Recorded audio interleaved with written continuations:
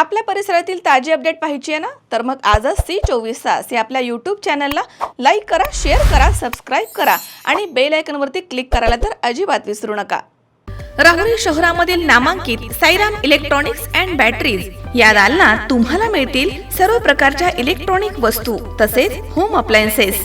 साईराम इलेक्ट्रॉनिक्सचं नातं आहे खास. प्रत्येक घरात गुणवत्तेचा विश्वास. उन्हाळ्यामध्ये थंड थंड कूल करण्यासाठी AC, fridge, cooler, deep freeze यांची भव्य अशी रेंज. साईराम इलेक्ट्रॉनिक्स खरेदी विक्री संघ, नगर मनमाड रोड, राहुरी. तेव्हा आजच साईराम इलेक्ट्रॉनिक्स या दालनाला भेट द्या आणि आनंदाची सुरुवात करा. Sairam hospital test tube baby centre. मी डॉक्टर स्वप्नील माने, स्त्रीरोग, वंध्यत्व व दुर्बीणद्वारे शस्त्रक्रिया तज्ज्ञ. आमच्याकडे दुर्बीणद्वारे शस्त्रक्रियेसाठी लागणारे सर्व अत्याधुनिक उपकरणं अवेलेबल आहेत. त्यामध्ये 3D 4D कॅमेरा, तसेच रुग्णांना 10 ते 20 ml रक्तस्राव होतो. पेशंटला खूप आरामदायी ऑपरेशन होतं. सूक्ष्म आजार बाहेर काढले जातात. 10 पटीने पेशंटच्या अवयवांचं निराकरण करता येतं आणि आजाराचं उच्चाटन केलं जातं. साईराम हॉस्पिटल, लॅप्रोस्कोपिक सेंटर आणि test baby centre. Court area, Bhagyashree हॉटेलच्या पाठीमागे, राहुरी. माळकूप येथील बचत गटाच्या 11,518 रुपये कर्जापोटी जमीन जप्त असतानाही गोरेश्वर पतसंस्थेनं अनधिकृतरित्या जामीनदारांचे खाते गोठवले होते. त्याविरोधात सहाय्यक निबंधक कार्यालयामध्ये माळकूप ग्रामस्थांनी तक्रार अर्ज दाखल केला होता आणि त्या अर्जानुसार सहाय्यक निबंधक कार्यालयामध्ये माळकूप ग्रामस्थांनी ठिय्या आंदोलन सुरू केलं. पारनेर तालुक्यातील माळकूप येथील योगिता पोपट खांडके यांच्या बचत गटानं गोरेश्वर पतसंस्थेकडनं कर्ज घेतलं होतं. थकबाकीमुळे गोरेश्वर पतसंस्थेनं थकीत कर्जदार आणि जामीनदार यांच्यावरती 101 कारवाई सुरू केली. जामीनदारांच्या जमिनीवरती बोजा चढवला गेला म्हणजे जमीन जप्तीची प्रक्रिया सुरू झाली. पण तरीही पतसंस्थेनं जामीनदारांच्या बँक खात्यामध्ये अनधिकृतपणे गोठवणी केली. जमीन जप्त असताना लिलाव का नाही केला आणि खाते गोठवण्याचा अधिकार पतसंस्थेला असतो का, असा प्रश्न महिलांनी उपस्थित केला. या कारवाईमुळे कर्जदार आणि जामीनदार आक्रमक झाले. त्यांनी सहाय्यक निबंधक कार्यालय पारनेर येथे धाव घेतली. सहाय्यक निबंधक विकास जाधव हे रजेवरती असल्यानं सहकार अधिकारी श्रेणी 1 राजेंद्र वाघमोडे यांनी स्पष्ट केलं की त्यांच्या कार्यालयाकडनं खाते गोठवण्याचे कोणतेही आदेश दिलेले नाहीयेत. ही कारवाई पतसंस्थेनं स्वतः केली असावी. यावर महिलांनी बाचाबाची केली आणि अर्ज दाखल केला की दोषींवरती कडक कारवाई व्हावी, अन्यथा सर्व महिला आत्मदहन करतील आणि जबाबदारी निबंधक कार्यालयाची राहील, असं नमूद केलं.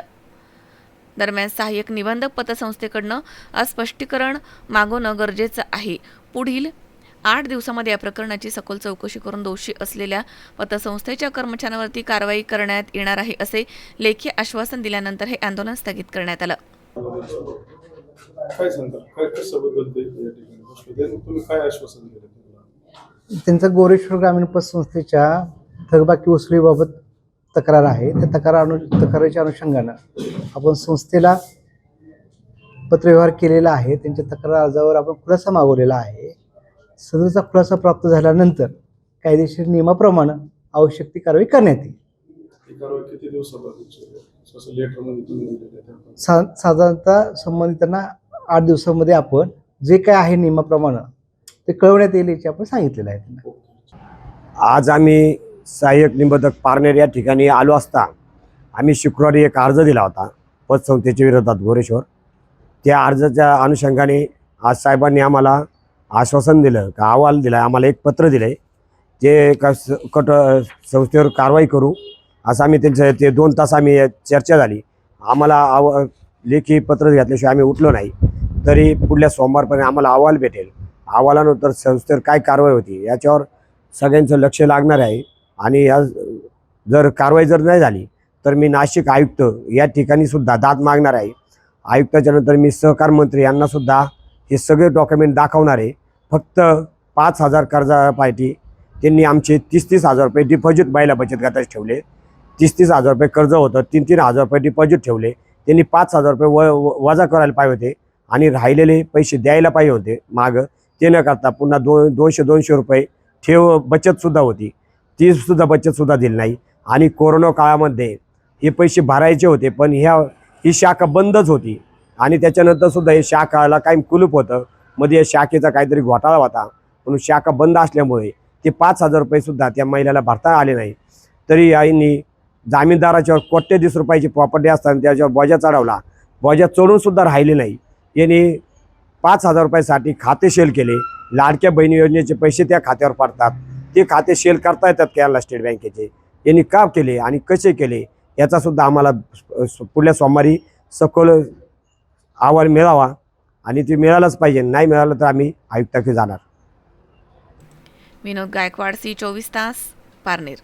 कॉंग्रॅच्युलेशन्स वहिनी, बाळ झाल्याबद्दल. पण मी ऐकलंय डिलिव्हरी फार क्रिटिकल होती. आता ठीक आहे ना सगळं? अगं होता थोडा प्रॉब्लेम, पण स्त्रियांच्या आरोग्याची संपूर्ण काळजी घेणारं मातृसेवा होतं ना साथीला. सगळं सुरळीत झालं. किशोर वयापासून ते रजोनिवृत्तीपर्यंत स्त्रीच्या आरोग्याची संपूर्ण काळजी घेणारं अहमदनगर मधील पहिलं स्त्री रुग्णालय. Matruseva women's hospital, obstetric ICU. किशोरवयीन आणि विवाहपूर्व समुपदेशन, गरोदर माता तपासणी आणि प्रसूती, पहिल्या सिझेरियन नंतर नॉर्मल डिलिव्हरीची सोय. मातृसेवा विमेन्स हॉस्पिटल, सक्कर चौक, नवीन टिळक रोड, अहमदनगर. फोन 9850 20 0017.